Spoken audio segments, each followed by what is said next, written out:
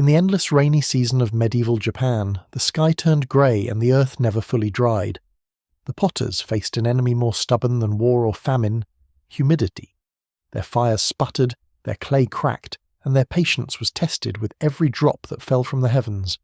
Yet through the drizzle and the smoke, they kept the kilns alive. With no electricity, no metal roofs, only ancient wisdom whispered from one generation to the next, they learned how to make fire sing beneath the rain. In Japan, the rainy season, or tsuyu, arrived between June and July, wrapping the land in mist and endless drizzle.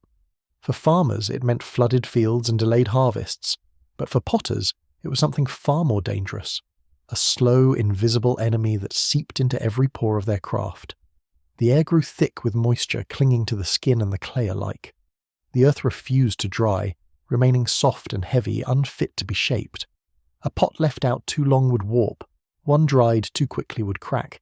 Even the kilns, made of clay and brick, absorbed the damp until the fires inside gasped for breath.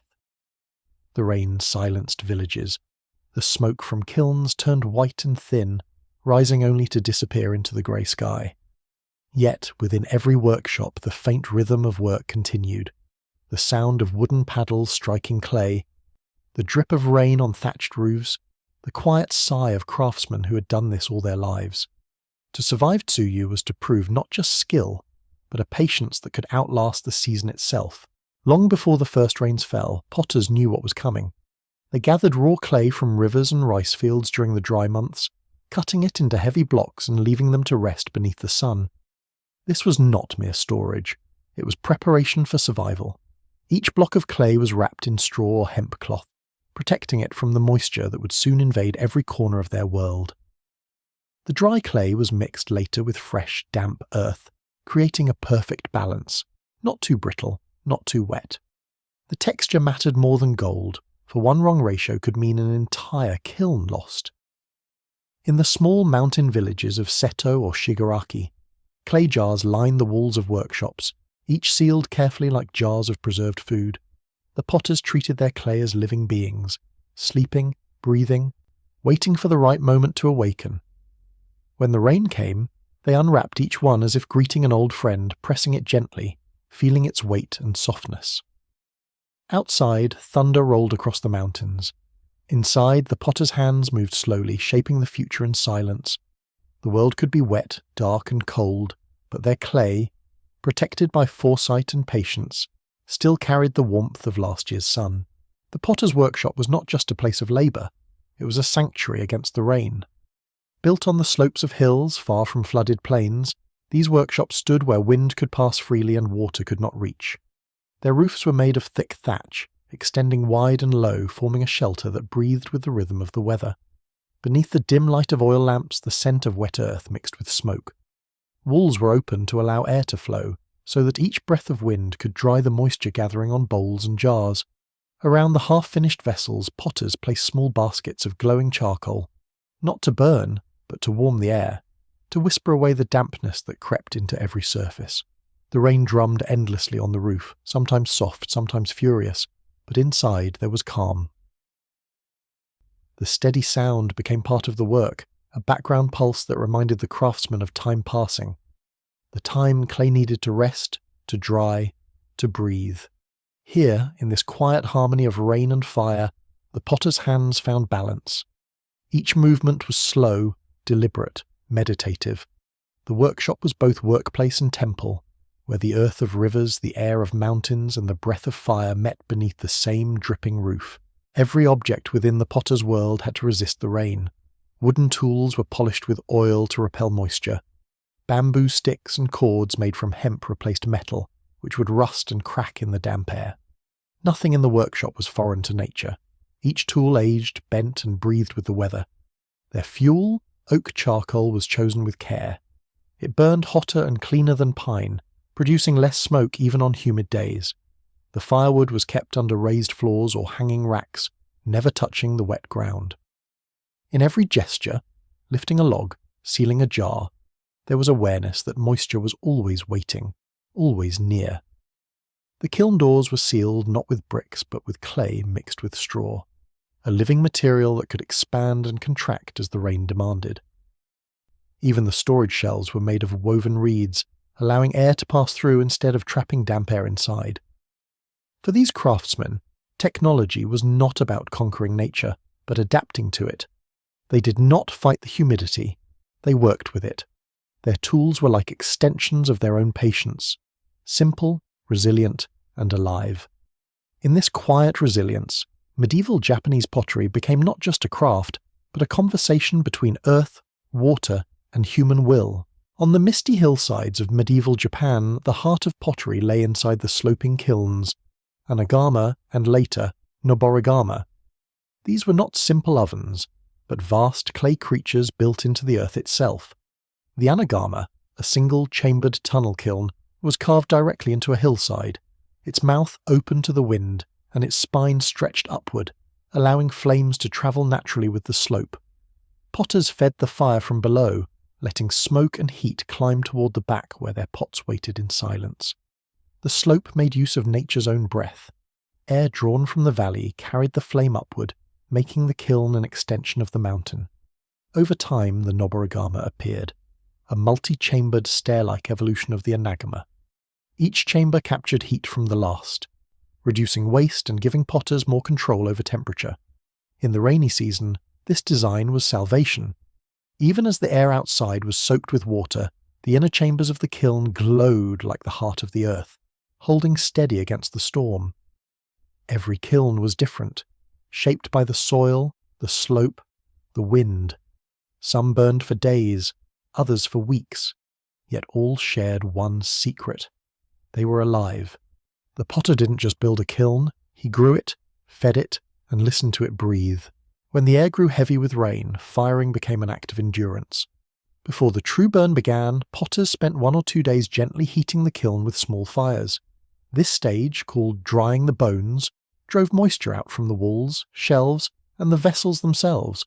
Only when the interior felt warm and dry to the touch would the main fire begin, a roaring flame that would last 3, sometimes 7 days without rest. Teams of potters took turns feeding logs into the mouth of the kiln, their faces glowing orange against the wet night. Rain hammered the ground, and steam rose from the roof as the droplets met the kiln's skin. To keep the water from killing the flame, temporary canopies of bamboo and straw were built over the opening. When the rain grew stronger, the potters sealed gaps with wet clay, sacrificing comfort to save the fire. Inside, the temperature reached over 1300 degrees Celsius. The clay transformed, losing its softness, gaining the eternal hardness of stone. But one wrong breath of air, one careless gust, could ruin everything. Each moment demanded attention, intuition, and quiet faith. In this dance between water and fire, failure was always near, but so was beauty. For the potters, the kiln was not just a tool, it was a living companion. During the rainy season, they kept vigil beside it day and night. Their eyes followed the colour of the smoke, their ears listened to the crackle of wood, and their hands felt the faint tremor of heat through the clay walls. In those long hours, they became half human, half fire. They slept in brief moments, sitting upright against the wall wrapped in damp cloth. Meals were quick, a handful of rice, a sip of warm water, eaten between turns of stoking the flame. The world outside vanished. There was only rain and fire, 2 enemies locked in endless conversation. Each change in wind meant a change in flame. Too much air and the fire would flare and warp the pots. Too little and it would die. The potter's senses became his instruments, his eyes detecting the shade of orange within the kiln's mouth, his nose sensing the faint sweetness of burning oak, his skin reading the pulse of heat like a heartbeat. They called it listening to the rain through the ears of fire. In that phrase lived centuries of discipline, the ability to hold chaos in silence, to tend a flame that could never truly be tamed. And when dawn came, and the fire still lived, the potter smiled not with triumph, but with quiet relief. The rainy season was not silent, it sang. The potters worked within a symphony of nature, the hiss of rain on hot clay, the crackle of burning wood, the low hum of wind threading through the workshop.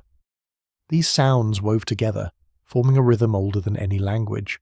The smell, too, was part of the ritual: wet earth, oak smoke, and faint mineral dust, the scent of transformation. When rain touched the kiln's outer wall, steam rose and curled like breath. blurring the line between air and flame. Potters said this was when the spirit of the vessel was born, when fire and water finally made peace. Waiting was the hardest part. Once the kiln reached its peak, there was nothing to do but watch. No tool could hasten the process, no man could command it. They stood under the dripping eaves, their faces lit by the orange glow, whispering short prayers that the rain would not drown the fire before dawn. In that stillness, time lost its meaning. What remained was a single, shared heartbeat. The kiln's. When it exhaled smoke into the misty night, it was as if the mountain itself was breathing. For a moment, rain, fire, and humanity existed not in conflict, but in fragile harmony. When the last ember faded and the rain finally weakened, the kiln was left to cool, slowly, gently, over several days. No one dared to open it too soon. Impatience could shatter weeks of labour. The potters waited, touching the clay walls, feeling for warmth with the back of their hands. Only when the kiln exhaled its final wisp of steam did they begin to uncover its mouth. They removed the sealing clay piece by piece, like an archaeologist revealing a buried shrine. Inside, the pots waited in silence, each one transformed by fire, smoke, and chance. No two were alike. Some glowed with ash glaze, streaked in hues of moss and amber. Others bore scars, cracks from uneven heat, dark spots where water had fought its way in. But the potters did not mourn imperfection. To them, beauty was never symmetrical.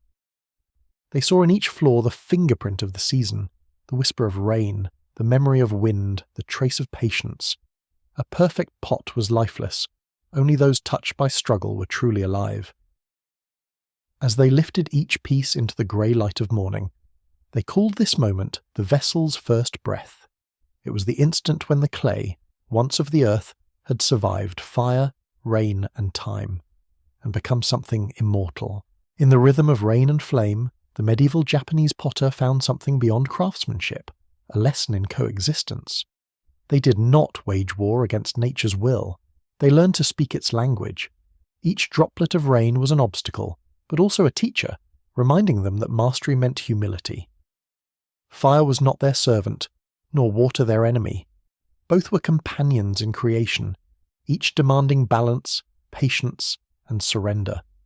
The kiln, the clay, the rain, and the man all were parts of the same cycle, bound by respect and endurance. When we hold a piece of ancient Japanese pottery today, we touch that quiet dialogue between elements. Its surface holds the memory of mist and smoke, its form shaped by centuries of hands that refuse to give up to the weather. In every vessel, there lies a truth, that even in the wettest season, amid grey skies and endless storms, beauty can still be born from patience. The rain may drown the fields, but in the heart of the kiln, the fire endures, whispering softly through the centuries.